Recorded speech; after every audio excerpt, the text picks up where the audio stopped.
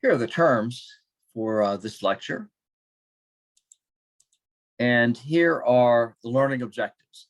By the end of this presentation, you should understand the weaknesses of the Articles of Confederation. This was the first national government established during the War for American Independence and then continuing on through the late 1780s. Next, you should understand the radical Whig critique and the moderate Whig critique of civil-military relations.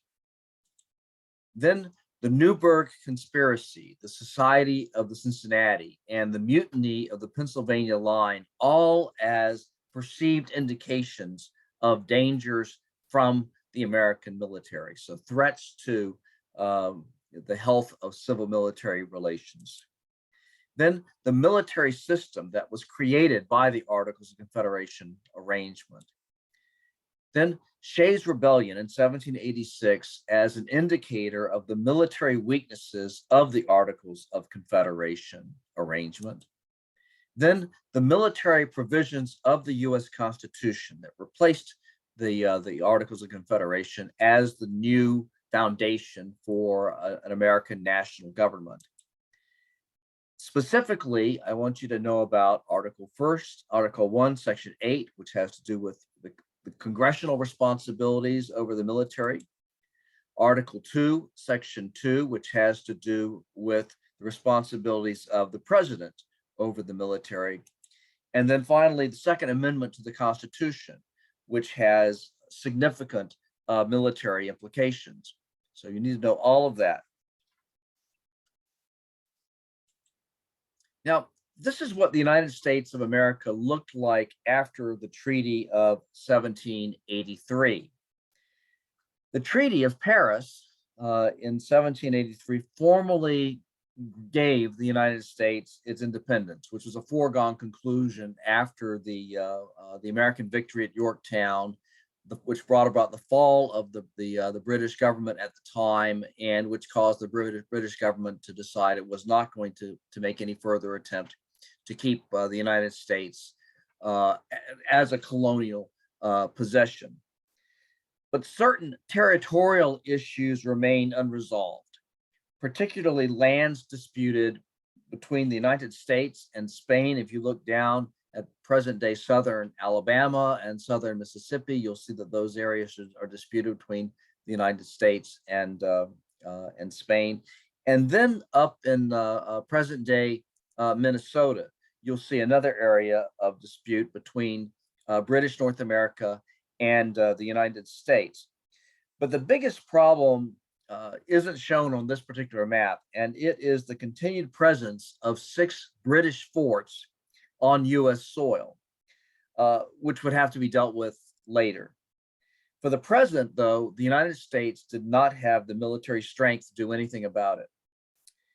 The United States in 1783 was a kind of semi-nation, born in war to escape political subordination, including dependence on royal forces. After the American Revolution, it had to reconcile the military requirements of independence and national growth with, number one, its own political and social institutions, and number two, the economic capacity of its national government, its state government, and so on. There was an inherent tension between a revolutionary militia tradition of a citizen army in emergency, mobilized in an emergency, versus the recognized need, at least in some quarters, of military specialists, a long-term standing army of regular soldiers. And there was a controversy about this. And the Articles of Confederation period was a period of debate about how to resolve this issue. The political philosophy that animated the revolutionaries was what historians have learned to call republicanism. And this is not the place to attempt an extended study of this body of ideas, but it's worth noting one common Republican notion. Republics were viable only if they were fairly compact and homogeneous. The idea derived from Montesquieu's The Spirit of the Laws. And largely for this reason, the revolutionaries assumed that the most important governmental unit was the state or the former colonies. And before I go on, let me talk a little bit about what's involved with republics to begin with. In the case of monarchs, legitimate power comes from above. Legitimate power comes from the monarch himself and then is pushed downward upon the subjects. Republics operate differently. In republics, legitimate authority comes from the people themselves, and they are responsible for maintaining the viability of the republic. And they do this by accepting what's called civic virtue. And this involves the ability to take their own narrow self-interest and set those aside in favor of agreement upon what is best for the republic as a whole. So as long as the people possess this civic virtue, then the republic is viable, and if not, not. And one of the great concerns that the founders had was that of liberty leading to license. In other words, people would be happy to take on the freedom that comes with a Republican government, but were not willing to take on the responsibility that goes along with Republican government, liberty leading to license. And so the sense was that only some citizens had the ability to exercise this kind of civic virtue. What kind of people were these? Well, people who had property, people who had education, people who had been living in an area for a long enough period of time to have set down ties to have something to protect. People who were constitutionally capable, that is to say, capable as people of exercising political judgment. This included men of property, men who had lived in an area for a sufficiently long period of time. It did not include all white men, those who were unpropertied, in particularly those who were recently arrived. With very few exceptions, it did not include African American men, notwithstanding the fact that in New England and elsewhere, slavery had been outlawed as a result of the aftermath of the American Revolution. And it did not include women, nor did it include Native Americans. So during this period, you're talking about a republic. You are not yet talking about a democracy. The founders would have been profoundly uncomfortable with the idea of this republic becoming a democracy, because they felt that if that occurred, then any number of people who did not possess this requisite civic virtue would find themselves having political power, and that could lead, as far as the founders were concerned, only to detrimental outcomes.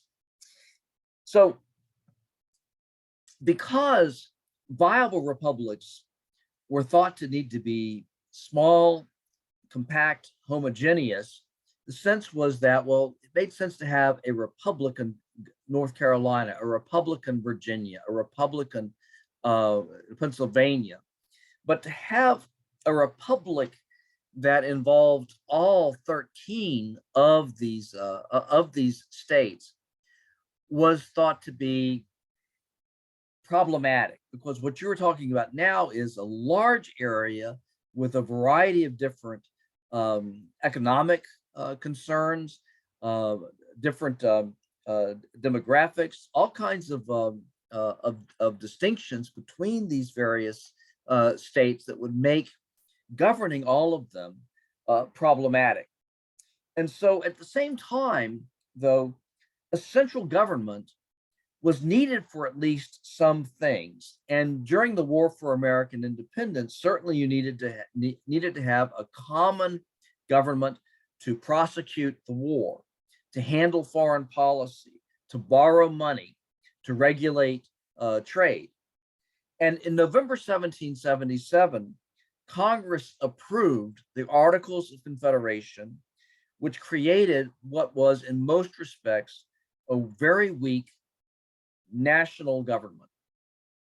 The delegates who drafted this framework shared the general Republican conviction that power, especially power so far removed from the people, was inherently dangerous, and that the only way to preserve liberty was to place as many constraints as possible on this national authority. And the result was that you had a single legislative body, no chief executive, no Supreme Court, no bicameral legislature even. You didn't have the equivalent of a House of Representatives or a Senate. You had one single solitary legislative body in which each state had one vote. Again, there was no independent executive. And importantly, this Articles of Confederation arrangement had no power to tax. It could ask for contributions from the various states. It could say that, Virginia, you need to pay us this amount, and Massachusetts, you need to pay us this amount, and so on. But although nominally these were, sort of binding claims upon the states, in practice, the states would sort of blow it off and would not pay their fair share. And there was really nothing that the national government could do about it. Any amendment to the Articles of Confederation arrangement required the consent of all 13 states, which was just not going to happen. And it took a while for all the states to even ratify the Articles of Confederation. It didn't finally happen until 1781. And the chief hindrances were, first of all, sheer apathy. Because in general, the Articles created a government so weak as to not merit rapid consideration. And secondly, a dispute over Western lands. If you look at the big yellow area, these were the lands for which the Americans were contending against the British. Not only did the Americans want to have their independence, they wanted to control those Western territories, which they've been trying to get into ever since removing the French from New France after 1763. Well, many states, Virginia, North Carolina, Pennsylvania, even Connecticut, had claims to these Western territorial lands. But some states, such as Maryland, did not. And these states with no claims to the Western lands were jealous of the states that did. And so Maryland, for example, refused to ratify the Articles of Confederation arrangement until the Western lands were given to the general government, the central government. In other words, these Western lands became the property of the United States of America and not of specific states. Now, 18th century American perceptions of the military and society were shaped by ideas articulated by English political theorists between the mid 17th century and the reign of William III of England, who reigned alongside his Queen Mary. This is where the College of William and Mary, by the way, gets its name. And there's a dialogue during this period between classical Republican theory and more recent ideas about specialization and social interdependence. Now, the key background in all of this was the English Civil War on one side and the Glorious Revolution of 1688 to 1689 on the other side. And these were both episodes that had occurred over in England.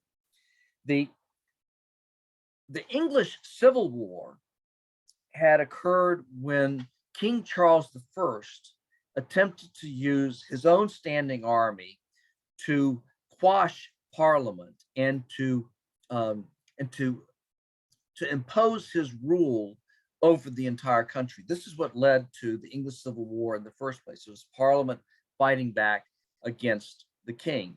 The king lost, but then what followed was what's called an interregnum, in which the victorious army, the parliamentary army under Oliver Cromwell, essentially took over, and Cromwell became a military dictator.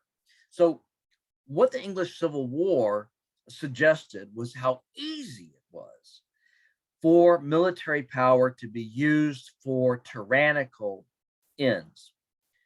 The Glorious Revolution of 1688, 1689 occurred when um, the um, the let's see the younger son of Charles I, James II, was removed from the throne in 1688 and replaced by William III, who was taken from Holland and put in charge of the British crown at the invitation of Parliament, and then he ruled alongside his wife Queen Anne, who was the daughter of James II, and they ruled under certain restrictions that Parliament stipulated.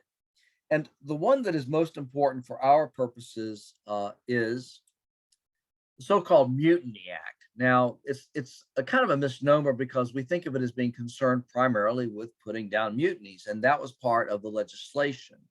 But the important part for our purposes is that the Mutiny Act, so-called, included a provision that Parliament had to reauthorize funding for the Army every 2 years.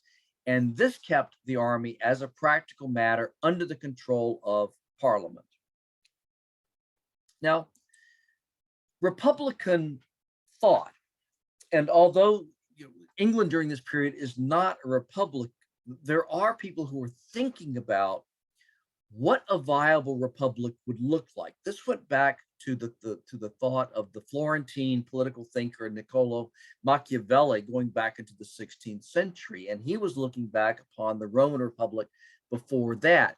So people were thinking about, well, what would a viable republic have to look like? And one of the things they were quite certain of is that it required civic virtue. And I've already talked about this. Civic virtue involved the ability of citizens, some citizens anyway, who were capable of setting aside their own self-interest and able to look at the interests of the republic as a whole. And the assumption was that only men of property could do this by and large, and only men educated well enough to have intelligent opinions about what the republic needed had the appropriate civic virtue. And one good way, by the way, to gauge who had this kind of civic virtue was who was prepared to sacrifice on behalf of the republic. And so Machiavelli's idea was that those who had served in the militia, those who had done military service, had demonstrated their willingness to sacrifice on behalf of the republic. So civic virtue is a crucial element of this ideology of republicanism. So classical republicanism deeply mistrusted any constitutional arrangement that provided government with a military force independent of a citizen militia. And there was something known as the radical Whig critique that was a very strong evocation of this suspicion of any kind of standing army, in the sense that military power needed to be placed in the hands of a militia and the militia alone. Now, the term Whig is pretty obscure to us. If we've heard of it at all, we've heard of it in connection with the Whig Party of the mid-19th century America. But in this particular instance, the Whigs referred to those who were English political thinkers who were interested in the idea of curbing the untrammeled power of the British crown. The Glorious Revolution of 1688-89 had solved some of these problems, but not all of them. And so political thinkers of the radical Whig persuasion were thinking about other ways in which you could constrain the power of the monarchy. This radical Whig critique crossed the Atlantic and greatly influenced American political thinkers. And those political thinkers who thought of themselves as being being sympathetic to this radical Whig critique believed very forcefully that you should not have a standing army, that any standing army was bound to ravish from the people the liberties for which they have previously fought, perhaps died, the personal liberties that they cherished. And so they believed very much that if you're going to have any kind of military force, it had to be a militia composed of citizen soldiers and answerable, very much answerable to their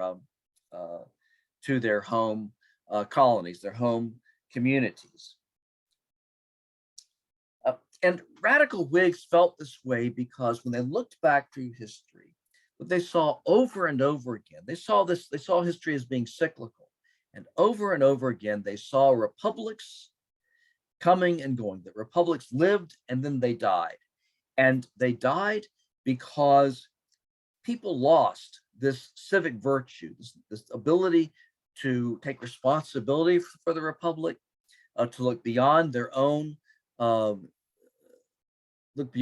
self-interest and to what was good for the republic. And then what would typically happen, the way the republics died, would be this republic would slide into the hands of a strong man, and the strong man would exert a tyrannical control over the country by dint of a standing military. So no way were radical Whigs prepared to countenance any kind of standing army or anything that looked like it. Now, contrasting this was the moderate Whig critique. And they saw history as progressive. Just because republics had not worked out well in the past didn't mean that they couldn't work out okay in the future. And they felt like modern society required specialization. And this included specialization in military affairs. The moderate Whigs were equally committed to civil liberty, but they thought that a properly controlled professional army was okay, that the key was not that you couldn't have a standing army, a professional army. The key was that you had to figure out a way to control that army so that it could not be used as a tool for tyranny. They were comfortable with this glorious revolution sentiment. The Mutiny Act of 1689 allowed for a standing army, but it said in effect that Parliament had to renew that army to approve its recreation every 2 years, or it would go out of existence. And therefore, Parliament controlled the purse strings. This made great sense to the moderate Whigs. This was a good way to keep a standing army from falling into the hands of a tyrant. Radical Whig would counter with the idea that the ability to operate freely in the political arena was tied to economic independence, that a citizen had to own their own land, that only then could they hold office and bear arms to defend the republic. That the idea of giving Parliament or Congress or whatever the ability to control an army via the purse strings was not enough. And so the radical Whigs distrusted the Mutiny Act arrangement because they thought the military was naturally hierarchical, and that the bribing of a few key leaders could place the army behind the king or any other incipient military tyrant. They also thought that the military was too dependent upon government for their livelihood, leaving them with little in common with freeholders. In other words, once you've been a soldier long enough, you were no longer connected with your community, and your allegiance could, had shifted to those of your generals and of the higher up commanders. So they were not buying into this moderate Whig critique by any means. But the problem with the radical Whig critique was that there was no sense of what was really necessary for an effective military. The colonial experience already suggested that expeditionary forces, that's to say, troops used for extended service, had to come from other segments of the population besides the freeholders, besides those who were actually serving in the militia. And so the moderate Whig critique once again emphasized a properly subordinate standing army. And they believed that only a trained, disciplined, professional army could respond effectively to threats to the nation. The whole method of war, I'm quoting now from a moderate Whig thinker, the whole method of war is now such that the disciplined troops must prove a very unequal match to much greater numbers of men untrained in the arts of war. War has become a science, and arms and employment. So you could have a lot of militia on the one hand, but you could have a comparatively few number of professional troops. And these professional troops, because they were well trained, well disciplined, could take on any number of militia and crush them. So you needed to have a reliable professional force. And this moderate Whig critique is what General George Washington and other members of the Continental Army subscribed to. And as far as they were concerned, the reputation of the Continental Army during the American Revolution demonstrated the efficacy of this moderate Whig critique. It worked. It worked in terms of defeating the British. But nevertheless, the radical Whig suspicion of a standing army persisted. And these manifested themselves in terms of three fears concerning the military that came out during the winter of 1783.